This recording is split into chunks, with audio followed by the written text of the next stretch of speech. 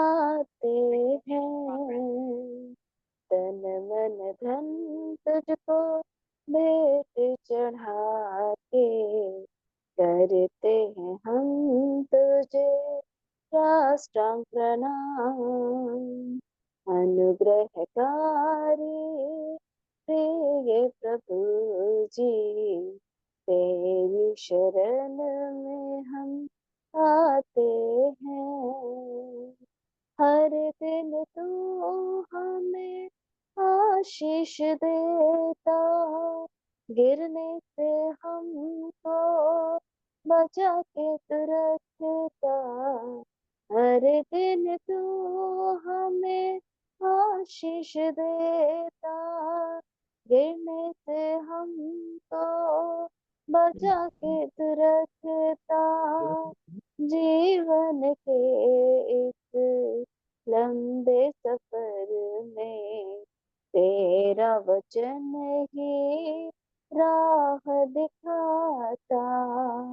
जीवन के इस लंबे सफर में तेरा वचन ही राह दिखाता। अनुग्रहकारी प्रिय प्रभु जी, तेरी शरण में हम आते हैं। सेवा यीशु से जो हमको मिली है, माटी के बर्तन लेकिन खजाना है स्वर्ग का। सेवा यीशु से जो हमको मिली है, माटी के बर्तन लेकिन खजाना है स्वर्ग का। टूट जाए तो भी परवाह नहीं है, महिमा हम तुझको देते रहेंगे। टूट जाए तो भी परवाह नहीं है, महिमा हम तुझको देते रहेंगे।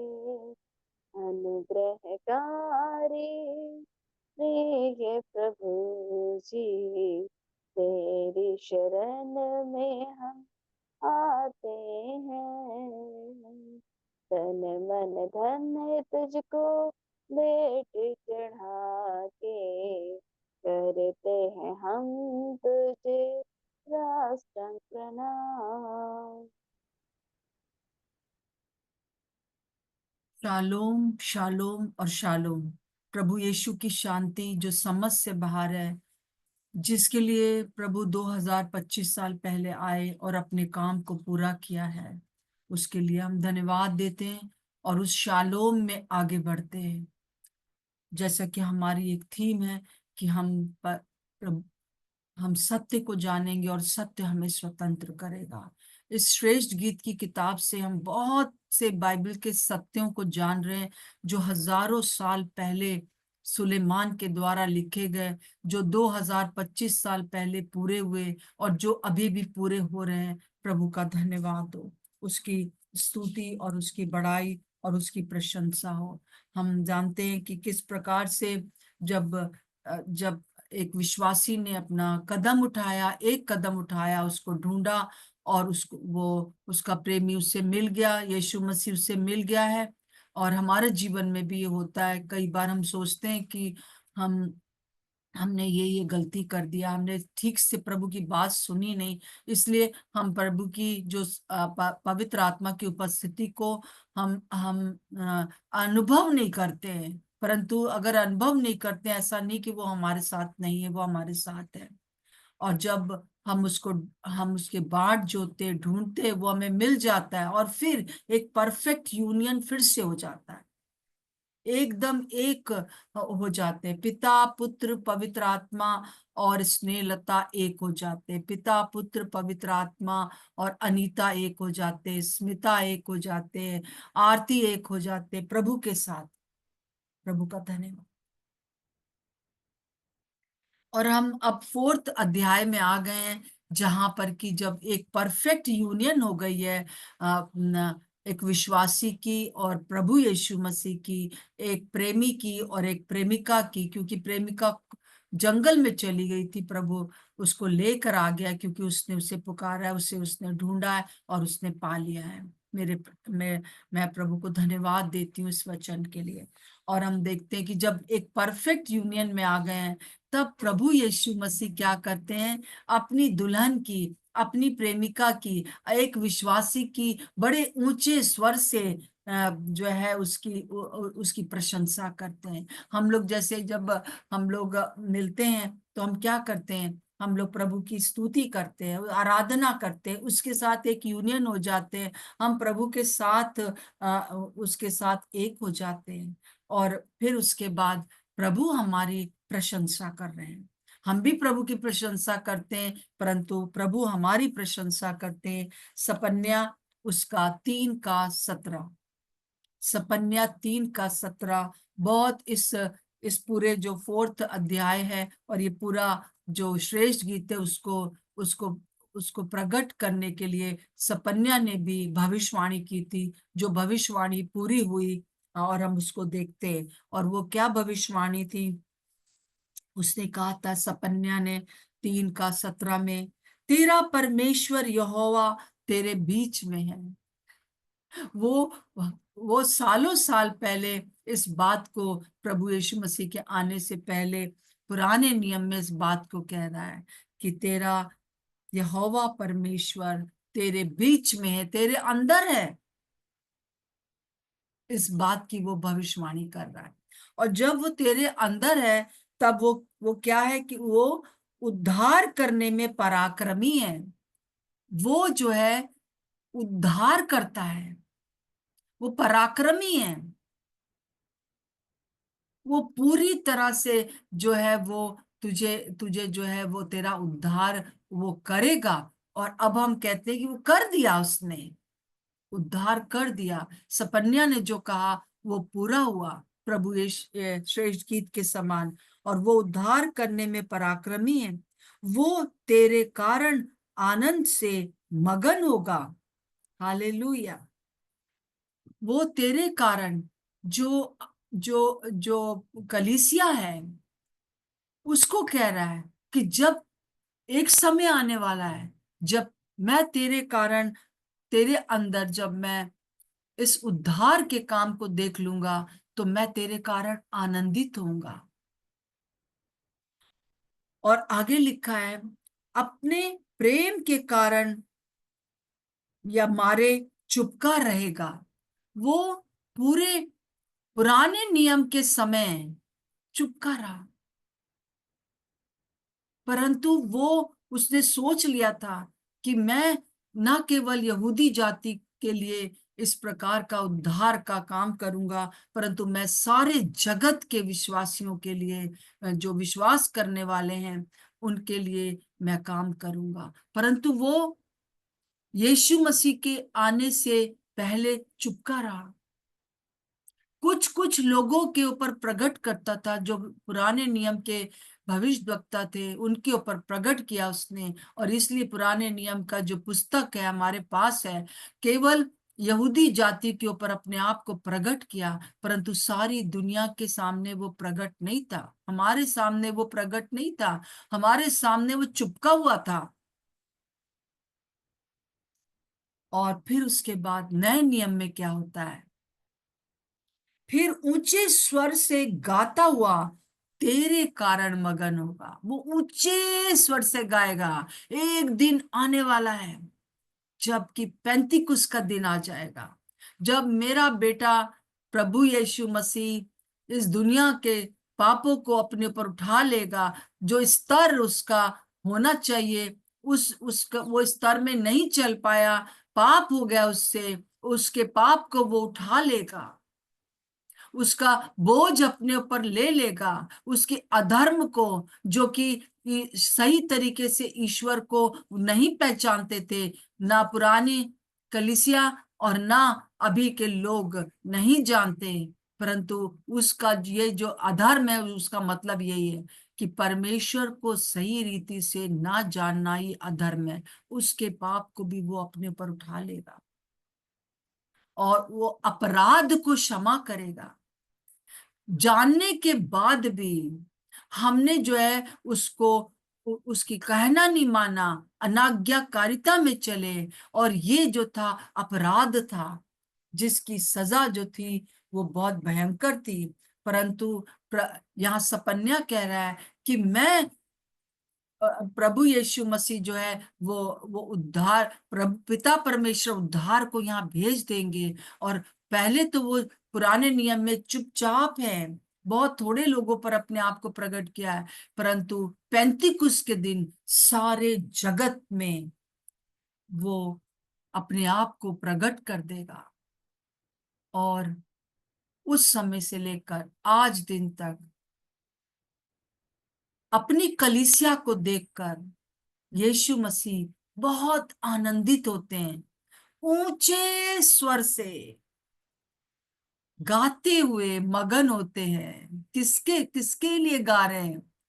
कलीसिया के लिए, मेरे और आपके लिए गा रहे हैं। हाँ, आपके लिए गा रहे हैं। और इस चीज को जब हम समझ जाते हैं तब हम स्वतंत्र हो जाते हैं। हम लोग अपने आप को बहुत नीचा समझते हैं, अभी तक समझते रहे, परंतु हमारा प्रभु यीशु मसीह के दृष्टिकोण से अगर अपने आप को देखें तो सपन्या क्या कह रहा है।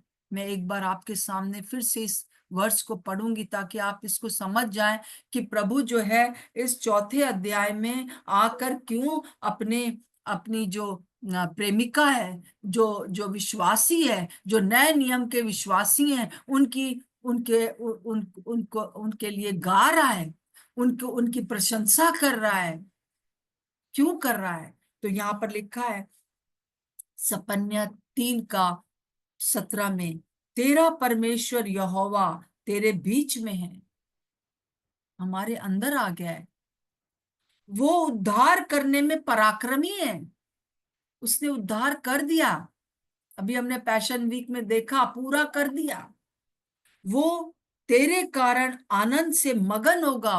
अब प्रभु यीशु मसीह, पिता परमेश्वर और पूरा स्वर्ग आनंद आनंद मना रहा है, क्योंकि उसका उड़ाव पुत्र जो उसको भूल कर चला गया था वो वापस आ गया है। स्वर्ग में खुशियां मनाई जा रही हैं आपके लिए, मेरे लिए, अपनी कलीसिया के लिए। वो अपने प्रेम के कारण पुराने नियम में तो चुपका हुआ बैठा था, परंतु नए नियम में ऊंचे स्वर से वो पैंतीकुस के दिन मनुष्य जाति के ऊपर उतर गया, और पूरे संसार में और आज दिन तक पूरे संसार में ये ऊंचा स्वर गा रहा है। ये अपने लोगों की प्रशंसा कर रहा है। मेरा प्रभु यीशु मसीह मेरे और आपके लिए प्रशंसा कर रहा है। और वो क्या कह रहा है? एक परफेक्ट यूनियन में अब हम आ गए उसके। वो हमारे अंदर है, हम उसके अंदर हैं। जैसा कि हम देखते हैं 1 कुरिन्थियों 1:9 में कि परमेश्वर सच्चा है, उसने तुमको अपने पुत्र यीशु मसीह में बुला लिया है अपनी संगति में। और 1 कुरिन्थियों 6:17 में देखते हैं, और जो प्रभु की संगति में रहता है वो उसके साथ एक आत्मा हो जाता है। और इसलिए अब जो है ये त्रिएक परफेक्ट जो यूनियन है, त्रिएक परमेश्वर के पिता पुत्र पवित्र आत्मा तीनों एक हैं। तीनों का व्यक्तित्व एक होने के कारण तीनों के व्यक्तित्व अवश्य अलग अलग हैं, परंतु तीनों एक हैं। और उस प्रकार से उसने फिर से मानव जाति को कलीसिया के में जो आ जाते हैं उनको अपने साथ एक कर लिया है। पिता पुत्र पवित्र आत्मा और कलीसिया चारों एक हो जाते हैं। हालेलुया। पिता पुत्र पवित्र आत्मा और स्नेहलता, आप अपना नाम ले सकते हैं, हम एक हैं। और जब हम एक हैं तो हमारा प्रभु यीशु मसीह हमारे लिए जो है वो गाता है, ऊंचे स्वर से गाता है। और मगन हो जाता है, आनंदित हो जाता है। और वो आनंद में, जैसा कि हम श्रेष्ठ गीत में देखते हैं कि सुलेमान कहता है कि वो आनंद होकर क्या कहता है मेरे लिए, आपके लिए 8 बातें, मैं सारी बातें आज नहीं बताऊंगी। मैं चाहती हूँ कि आप हर एक प्रभु के हर हृदय के कोने कोने को समझ जाएं कि वो क्या कह रहा है, उसको जान जाएं। और जैसे जैसे आप प्रभु यीशु मसीह मेरे लिए, आपके लिए क्या सोचता है जानेंगे, वैसे वैसे आप स्वतंत्र हो जाएंगे। श्रेष्ठ गीत 4 का 1। हे मेरी प्रिय, तू सुंदर है। बार बार प्रभु इस बात को याद दिला रहा है, क्योंकि हम बार बार भूल जाते हैं, बार बार दुनिया के दृष्टिकोण से अपने आप को देखने लगते हैं। तुम बेवकूफ हो, तुम लोग, तुम अच्छे नहीं हो, तुम किसी लायक नहीं हो। ये चीजें जो लोगों ने हमसे कही हैं, उनको हम ज्यादा अपने दिमाग पर लेते हैं, और वो चीजें हमको जीवन भर चलाती हैं। परंतु इसीलिए वो सुलेमान के द्वारा बार बार हमसे कह रहा है, हे मेरी प्रिय, तू सुंदर है, तू सुंदर है। 2 बार कह रहा है, तू सुंदर है, तू सुंदर है। एक तो तू जो मनुष्य है, उस रूप में भी तू बहुत सुंदर है मेरे लिए। हर मनुष्य उसके लिए सुंदर है। हर मनुष्य को वो अपना प्रिय बनाना चाहता है। परंतु जो लोग प्रभु यीशु मसीह को जान जाते हैं, वो उसके सुंदर होने के साथ साथ प्रिय हो जाते हैं। इसलिए 2 बार आया है, तू सुंदर है, तू सुंदर है।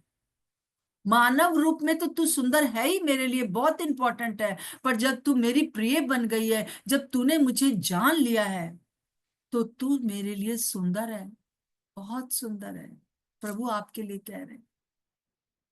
और वो ऊंचे स्वर से गाते हुए, मगन होते हुए क्या कहते हैं? वो कहते हैं कि तेरी आंखें तेरी लटों के बीच में कबूतरों की सी दिखाई देती हैं। हालेलुया। तेरी जैसे जैसे कोई जनपुरा हम लोग हिंदी फिल्मों में देखते हैं ना कि किस तरह से देखते थे, मतलब कि किस तरह से जो है आंखों की के ऊपर गाने लिखे गए और सब। उसी प्रकार से यीशु मसीह ने हमारी आंखों के लिए गाना लिखा। और उसने कहा कि तेरी आंखें जो लटे हैं, जो उन दिनों में क्या होता था कि ये जो बाल होते थे वो एक आगे की तरफ वो इस प्रकार से बनाते थे। आपने देखा होगा, यहाँ तक, यहाँ तक, और फिर यहाँ तक पूरा, जैसे कि आधा चेहरा ही ढका रहता था। लटों के बीच में कबूतर की सी दिखाई देती। वो अप्रिशिएट कर रहा है आपकी आंखों के लिए। पहली बात वो ये कह रहा है कि तुम्हारी आंखें जो हैं वो कबूतर के समान है, मेरी ओर फिक्स हैं। जैसे मैं कई बार बता चुकी हूँ, कबूतर एक बार में केवल एक ही चीज देख पाता है, और तुमने मुझे ताका है। और तू जो मुझे हर परिस्थिति में मुझे देखती है, मुझे देखता है, मैं तुझे अप्रिशिएट करता हूँ। वो हम भूल जाते हैं, परंतु वो याद रखता है कि मेरी बेटी, मेरे बेटे, तूने मेरी तरफ ताका था। जब जब लोग कह रहे थे कि चलो इधर चलते उधर चलते, तूने किसी मनुष्य की ओर नहीं ताका, मेरी तरफ ताका है। मैं तुझे अप्रिशिएट करता हूँ। मैं तेरे लिए मगन होता हूँ, गाता हूँ कि मेरी बेटी, मेरे बेटे, तेरी आंखें मेरी तरफ लगी हैं। पतरस, जबकि एक बार था कि उसने हवा को देखा, आंधी को सुना, तो वो उधर देखने लगा, इधर देखने लगा, यीशु के को छोड़ दिया और डूबने लगा। परंतु जब पवित्र आत्मा उस पर आए, तब वो लगातार प्रभु की ओर ताकता रहा। अपने जीवन के हर क्षण, अंतिम दिन तक उसके जीवन के उल्टा लटका दिया गया उसको क्रूस के ऊपर। उसके साथ बहुत बुरा व्यवहार किया गया, परंतु उस समय भी उसकी आंखें यीशु मसीह की ओर लगी हुई थी। हालेलुया। आप और मैं, हम जब हमने प्रभु को ग्रहण किया, पवित्र आत्मा हमारे अंदर आ गए हैं। पवित्र आत्मा ने हमारा नया अभिषेक कर दिया है, और अब हम सिर्फ प्रभु की ओर ताकते हैं। और इस बात के लिए वो आपको अप्रिशिएट कर रहा है। और दूसरी बात जो है यहाँ पे लिखी है, तेरी आंखें तेरी लटों के बीच में दिखाई देती। और यहाँ पर एक बहुत बड़ी चीज है जो प्रभु आज हमसे बताना चाहते हैं, कि जो तेरी आंखें मुझे देखती हैं, मैं तुझे देखता हूँ, मैं तुझसे बात करता हूँ, और अ, तुझ पर जो है बहुत बड़ी बड़ी बातों को रिवील करता हूँ। लोगों को भविष्यवाणी का वरदान मिला, लोगों को बहुत सी बातों के पहले से पता चल जाता है क्या होने वाला है क्या नहीं होने वाला। वो सब बातें तू मुझसे सीख लेता है, मुझसे सीख लेती है, जब तू मेरी बाट जोती है, मेरी तरफ ताकती है। हर रोज जब इस समय हम प्रभु की ओर ताक रहे हैं, तो वो हमको कुछ बता रहे हैं। एक समय था पुराने नियम में कि जैसे कि दानियल को प्रभु ने बताया, और ये पवित्र आत्मा बता रहे हैं इस समय, पवित्र आत्मा बता रहे हैं, क्योंकि पवित्र आत्मा जो है वो यूहन्ना 16 का 15 में कहते हैं, जब यीशु मसीह जाने वाले थे तो उन्होंने कहा कि मैं तुम्हें अनाथ ना छोड़ूंगा। और 16 का 15 में कहते हैं, जो कुछ पिता का है वो सब मेरा है, इसलिए मैंने कहा है वो मेरी बातों में से लेकर तुम्हें बताएगा। इस समय पवित्र आत्मा बहुत ज्यादा हम सबको बताना चाहते हैं अपने वचन को। एक समय था जबकि दानियल उसका 12 का 4 में दानियल को बहुत सी बातें बताई, बहुत सी बातें उसने लिखी दानियल के पूरे अध्यायों में, परंतु 12 का 4 में लिखा हुआ है, परंतु दानियल तू इस पुस्तक पर मोहर करके इन वचनों को अंत तक के लिए बंद रख। उससे कहा कि देख, तू तेरी आंखें मेरी ओर लगी हुई हैं, और मैंने तुझे बता दिया है कि इस दुनिया का, तेरे इस्राएली जाति का, क्योंकि इस्राएली जाति के लिए वो प्रार्थना कर रहा था, तेरी इस्राएली जाति के साथ क्या होने वाला है और दुनिया के अंत तक क्या होने वाला है, मैंने तुझे बता दिया है। ये बातें तो तू लिख दे। परंतु परंतु दानियल से कहा, इस बात को जो अभी मैंने तुझे बताई है, इस पर सील कर दे, इसको किसी को ना बताना। यही है घूंघट काढ़ना, उसकी लटों के बीच में, लटों के बीच में रखना, अपने अंदर रखना। परंतु जब हम देखते हैं कि नया नियम आ गया, तो नए नियम में जो जब यूहन्ना आया, तो यूहन्ना ने दानियल की ही बातों को प्रकट किया और कहा, देखिए क्या कहा, कि प्रकाशित वाक्य में क्या क्या कहा उसको, कि फिर उसने मुझसे कहा, इस बात को यूहन्ना कह रहा है, कि इस पुस्तक की भविष्यवाणी की बातों को बंद मत कर, क्योंकि क्योंकि समय निकट है। जो 5वें अध्याय में, प्रकाशित वाक्य में 6ठे अध्याय में और 8वें अध्याय में बातें हैं, और वो प्रकट कर दे कि क्या क्या होने वाला है। 2025 साल पहले ये बातें प्रकाशित वाक्य में यूहन्ना के द्वारा प्रकट कर दी गई कि क्या होगा, 5वें अध्याय में क्या होगा, 6ठे अध्याय में क्या होगा, 8वें में क्या होगा। और पवित्र आत्मा ने बता दिया कि अब समय आ गया है कि अब कलीसिया इस बात को समझ ले कि अंतिम दिनों में क्या होगा। परंतु जब दानियल ने उसकी ओर देखा था, उसकी बाट जोई थी कि प्रभु क्या होगा इसराइलियों का, क्या होगा दुनिया का, तो प्रभु ने उसको बहुत सी बातें बताई थी, जो कहा था इसके ऊपर सील लगा दे। इसीलिए हम देखते हैं कि जब प्रभु यीशु मसीह को वो एक ऐसी मोहर लगी हुई पुस्तक दी गई प्रकाशित वाक्य में, और उसका खोलने वाला कोई नहीं था, केवल यीशु मसीह थे, और यीशु मसीह ने उस मोहर को खोल दिया है। हालेलुया। अब मनुष्य और परमेश्वर के बीच में एक एक जो परफेक्ट यूनियन है, मतलब कि एक पूर्ण रूप से हम लोगों की एकता है, एक संगति है।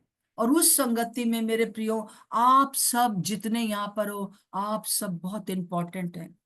और मुझे ऐसा लगता है, और बहुत से प्रभु के सेवकों का ये कहना है, और बहुत से सेवकों ने इस बात की भविष्यवाणी भी किया है कि अंतिम दिनों में जो होगा, पवित्र आत्मा बहुत से, ये एक एक एक एक बड़ी जागृति आएगी, और वो जागृति एकदम भिन्न जागृति होगी। एक साधारण व्यक्ति भी, एक ऐसे लोग भी, उनके ऊपर परमेश्वर अपनी अपनी बातों को प्रकट कर देगा, और वो बता देगा कलीसिया को कि वो क्या करने जा रहा है। वो ललाहित है। मैं एक बता चुकी हूँ, मेरे मेरे कलीसिया में एक बहन आती हैं जो बिल्कुल अनपढ़ हैं। हाँ, हम लोग ने उस उनको किसी प्रकार से एक बहन को भेजकर उनको जो है हिंदी पढ़ना सिखाया। हफ्ते में 2 बार बहन जाती थी, अब बाइबल पढ़ने लगी हैं। परंतु इससे पहले कि वो बाइबल पढ़ने लगती, उन्होंने एक दिन आके मुझसे कहा कि दीदी जी, ये आ, ये यरूशलेम क्या है? हमका हमका यीशु मसीह कहा था कि यीशु मसीह के इज़राइल के लिए प्रार्थना करो, ये यरूशलेम के लिए प्रार्थना करो, इज़राइल के लिए प्रार्थना करो, ये क्या है? हालेलुया। तब हमने उनको पूरा बात बताया। उन्होंने जब अपने हस्बैंड को बताया, तो उनके हस्बैंड ने कहा कि ये तो यीशु मसीह के जन्म स्थान का जगह है। प्रभु का धन्यवाद हो। और आप अगर प्रभु में लौलीन है, आप अगर प्रभु की बातों को सुनना चाहते, अगर आपके पास टाइम है तो, पर अगर आप दुनिया की बातों में लगे हुए हो, ये नौकरी भी कर, सब कुछ करना है हमको, परंतु प्रभु के साथ जब हम समय बिताते हैं तो वो, और कबूतर की तरह देखते हैं, बहुत सी बातें वो हमारी लटों के पीछे छुपी हैं, परंतु बहुत सी बातों को वो आपके कहेंगे कि ये बातें लोगों को बता दे, ये बातें तू तू बता दे। और ये समय की जो जागृति है वो पूरी तरह से इस समय फ्लो कर रही है। आप खुद अपने अंदर महसूस कर रहे होंगे, जो वचन का बातें आपको पहले समझ में नहीं आती थी वो आपको समझ में आती हैं। मैं कई बार ये श्रेष्ठ गीत की किताब, दानियेल की किताब, ये सब किताबें, सपन्या की किताब कई बार बता चुकी हूँ लोगों को, और मैं स्टडी ले चुकी हूँ, परंतु इन दिनों में जो प्रकाशन मुझे मिल रहा है, प्रभु का अद्भुत प्रकाशन है, और उसके कारण मैं स्वयं स्वतंत्र हो रही हूँ। और मैं चाहती हूँ कि आप भी उसके कारण स्वयं स्वतंत्र हो और दूसरों को भी बता दे। अब सील नहीं रखा जाएगा, हर एक बात प्रभु आपके लिए बताने के लिए तैयार है। हाँ, वो दूसरी बात है कि जब हम प्रभु के साथ एक यूनियन में होते हैं, एक साथ होते हैं, तब वो बहुत सी बातें अपने कलीसिया के लोगों के लिए बताते हैं। तो हमें नहीं पता है उनको बताना है कि नहीं बताना। कई बार प्रभु नहीं चाहता है कि हम कुछ बताएं, तो वो बातें आंखों की लटों के नीचे ही रहें, सिर्फ प्रार्थना के लिए। परंतु कोई बातें जो कि प्रभु चाहता है कि हम उनको अपने बाल का घूंघट हटाकर लोगों को बताएं। दानियल को मना किया गया, परंतु यूहन्ना को कहा गया इस पर सील ना लगाना, इसको अब बता दे, अब समय आ गया। हालेलुया। अब समय आ गया, और ये समय 2025 साल के हो गए, और ये अब आखिरी में जो आता जा रहा है समय, वो और ज्यादा निकट आता जा रहा है। प्रभु के पास बहुत सी बातें हैं आपको बताने के लिए। उसकी आंखें आपकी आंखों पर लगी हैं कि आपकी आंखें कहाँ लगी हैं, आपकी आंखें क्या लगी हैं? तेरी आंखें जो हैं वो कैसी सुंदर दिखाई देती है, आंखों को अप्रिशिएट कर रहा है। हमारी आत्मिक आंखें खुल जाएं। आइए हम इस समय प्रार्थना करेंगे। हम सब के सब अपनी आंखों को हम बंद कर लें, या खोल के भी अगर आप करना चाहते हैं, आपका कंसंट्रेशन होता है, तो अवश्य खोल कर अपनी आंखों को प्रभु की ओर लगाएं। प्रभु आपका धन्यवाद हो। पुराने नियम में आप चुपचाप रहे, आपके मन में अपने मानव जाति के लिए बहुत ज्यादा बहुत कुछ था, परंतु आपने नए नियम में उसको पूरी तरह से प्रकट कर दिया। आपकी आंखें हमेशा प्रभु हम पर लगी रही, और अब हम भी यही कहते हैं, प्रभु हमारी भी आंखें सिर्फ आपकी ओर लगी हैं, पतरस के समान। हाँ, एक समय था कि हम जो थे वो कभी आंधी तूफान को देखकर सुनकर डर जाते थे, परंतु आज हमने अपनी आंखें आपकी ओर लगाई हैं, और इन आंखों को आप अप्रिशिएट कर रहे हैं, इन आंखों की आप बड़ाई कर रहे हैं, आप मगन से गा रहे हैं, हमारे लिए गा रहे हैं, हमारे ऊपर तेरी आंखें। प्रभु आपका धन्यवाद हो कि आप ही जो है, आप ही ने हमको, हमारी आंखों को ऐसा बना दिया कि हम आपको देख सके, हम आपको पहचान सके, हम आपकी बातों को समझ सके, और हमारी दृष्टि आपकी ओर लगी रहे। आप ही ने बनाया है, हम आपके अनुग्रह के लिए, हम आपके प्यार के लिए धन्यवाद देते हैं आज। और प्रभु, हम आपसे प्रार्थना करते हैं कि आज हमारे आत्मिक आंखें खुल जाए, हम जितने भी यहाँ हैं हमारी आत्मिक आंखें खुल जाए, दुष्ट आत्माओं को देखने के लिए नहीं, क्योंकि उन दुष्ट आत्माओं का जो पूरे इस संसार में हमारे आसपास रहती है, उनका कोई अधिकार हमारे पर नहीं है, परंतु हम स्वर्ग की बातों को देख सके अपने आसपास, कि कैसे स्वर्गदूत हमारी सहायता कर रहे हैं। जैसा हमने प्रभु जी कल देखा कि स्वर्गदूत हमारे चारों तरफ रहते हैं, उन उन इन आंखों से हम स्वर्गदूतों को देख सकें,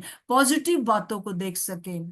प्रभु जी, नकारात्मक बातों को ना तो देखें और ना बोलें, परंतु प्रभु जी हम सकारात्मक बातों को, जो आपकी बातें हैं, उनको जान सके, हम आपको जान सके, ताकि हम जो है और ज्यादा स्वतंत्र होते जाएं। एक एक जन प्रभु यीशु मसीह के प्रगटीकरण के कारण स्वतंत्र है, एक एक जन इस कारण स्वतंत्र है क्योंकि पिता, पुत्र, पवित्र आत्मा और मैं एक हो गए हैं, और ये परफेक्ट यूनियन है। और इस यूनियन में होकर मेरा यीशु मसीह मेरी आंखों से, इन आंखों से, मेरी इन शारीरिक आंखों से, मेरी इन आत्मिक आंखों से बहुत कुछ हमें दिखाता है, और हमको हमें इस जगत को देखता है। Hallelujah, hallelujah. प्रभु आपका धन्यवाद हो इस वचन के लिए जो आज आपने हमें दिया है, एक एक की समझ में आ जाए प्रभु जी।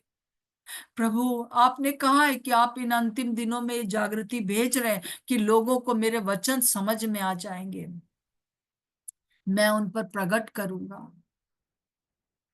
प्रभु, मुझ पर भी प्रकट कर, सब बोलिए, मुझ पर भी प्रकट कर प्रभु। प्रभु, मैं आपकी बातों को देखना चाहती हूँ, हर समय आपकी ओर ताकना चाहती हूँ।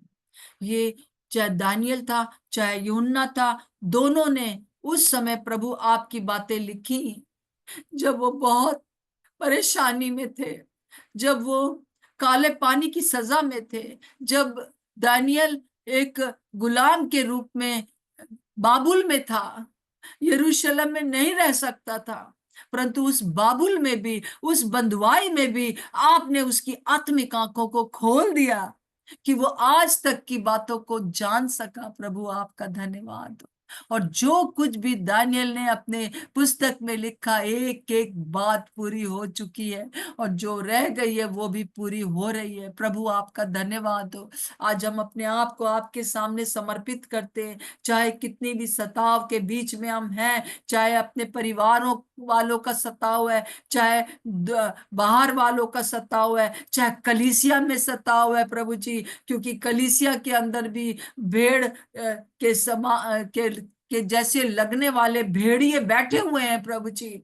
आपने उनको भी प्रभु जी कंट्रोल में कर रखा है प्रभु जी। हमारी आंखें किसी मनुष्य की ओर नहीं, आपकी ओर लगी है। आपका धन्यवाद हो प्रभु। हमारी सहायता करें प्रभु यीशु मसीह, कि हम अपनी सारी उन बातों से निकल आए कि ये वैसा फलाना वैसा ढिमका, सब कुछ को हम आपके हाथों में सौंपते हैं। हमारी आंखें सिर्फ आपकी ओर लगी हैं और वो ढका हुआ है। हम किसी को अपने आप को कि अपनी महिमा के लिए लोगों को नहीं बताना चाहते कि हमें ये प्रभु ने बताया, हमें वो प्रभु ने बताया, मैं बेस्ट हूं, इसलिए नहीं, परंतु जो बातें आप कहेंगे वो हम रिवील करना चाहते हैं प्रभु जी, ताकि कलीसिया की उन्नति हो, हर एक के द्वारा कलीसिया की उन्नति हो। हर एक जन जो यहाँ पे जुड़ा हुआ है और जो बाद में भी इस वीडियो को देखेगा, हर एक जन स्वतंत्र हो जाए हर दुष्ट आत्माओं से, हर बीमारियों से, हर एक अपनी अपनी मैमे से स्वतंत्र होकर प्रभु आपकी ओर ताक सके, ताकि हम जान सकें आप हमसे आज के दिन क्या चाहते हैं। प्रभु यीशु मसीह के नाम से मांगते हैं, आमीन और आमीन। प्रभु का धन्यवाद हो। प्रभु हमारे साथ है और हर दिन हम जो है वो